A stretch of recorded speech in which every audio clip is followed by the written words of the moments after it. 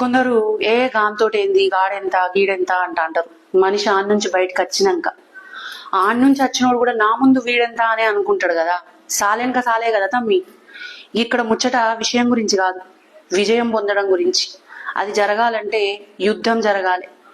ఇక్కడ ఏదైనా ఏమైనా జరగాలంటే అవతలుందో యువతలుందో పడిన బాధల బరువు ఉంటే ఖచ్చితంగా జరుగుద్ది.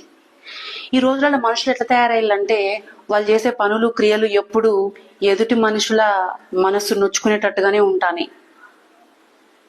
ఎదుటోని గురించి నీకేం తెలియకపోతే అన్ని మూసుకొని ఉండు తమ్మి.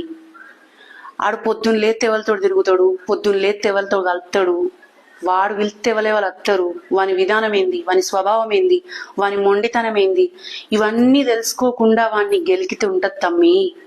అలాలంటే తెలుసా, అలాలు చేసుడు, బెల్లం శాఖ పోసుడు ఉండది. నీ మెడను గావు గావు పడతాడు తమ్మి.